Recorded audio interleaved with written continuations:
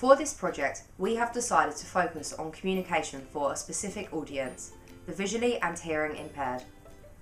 People with these impairments will struggle on a daily basis as a result of their disabilities, and education is no doubt one of the challenges they face. This is demonstrated by the following statistic.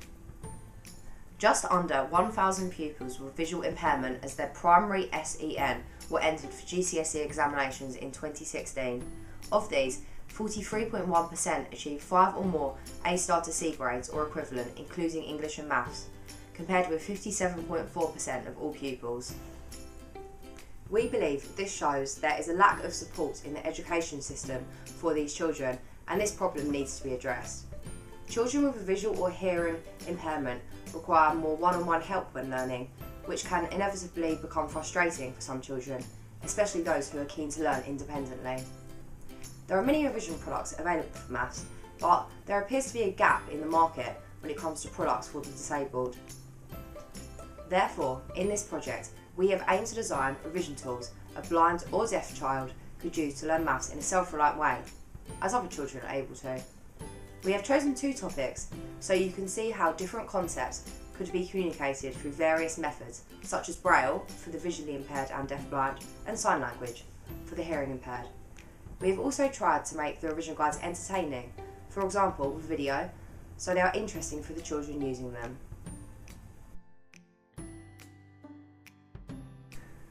Mathematics is visual in nature and can therefore present many challenges for students with visual impairments. Luckily, there are adaptations that can be made to the various areas of maths to make them more accessible to students who are blind or visually impaired. An estimated 0.05% of children up to the age of 16 are severely sight impaired or blind. To put this into perspective, this amounts to around 650,000 children nationally, which is a surprisingly large number. This part of our communications project is a revision guide on volume and surface area for blind children who know how to read Braille. It could also be used for the deafblind, as there is no audio component. The English version of what is printed in Braille is provided as a PDF and is uploaded to Canvas. It is a direct translation. The revision guide is specifically designed to explain everything in steps to help a blind child revise and fully understand this topic by themselves. It is hard to imagine what a shape looks like when you cannot see it, so physical shapes also come as part of the revision guide to give the child an interpretation they can physically feel to help them get an idea of the different shapes. It is aimed at a child who has just started secondary school, but is suitable for other ages if the child is working at a different level, and we've adapted the text, for example by not using complex language to suit the needs of a child this age.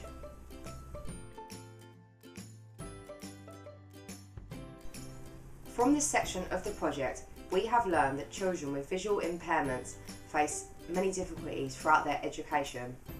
Although we believe our Braille Vision Guide will be a useful tool for this particular topic of volume and surface area, and indeed the Braille Vision Guide could be adapted for other topics, it is not suitable for higher level material that requires diagrams and complex mathematical symbols, as standard Braille printers would not accommodate this. However, Braille mathematical symbols do exist. The NEMF Braille code is a maths code for encoding mathematical and scientific notation linearly using standard 6-dot Braille cells. Therefore, if children learned the NEMF code, these symbols could be incorporated into the revision guide, solving the problem we found with representing mathematical symbols. On the other hand, due to the nature of Braille symbols, a couple of pages of A4 quickly turns into many in Braille. It's also quite expensive to print Braille compared to a normal document, so for these reasons, a large-scale Braille Vision Guide is probably not the most realistic idea, and this is probably why products like this are not readily available on the current market. For people who only have a visual impairment, audio files explaining mathematical topics are very useful, and this is a common method for teaching. This could also be used for independent learning and would be easy to produce on a large scale. However, for deaf-blind children, other methods need to be used.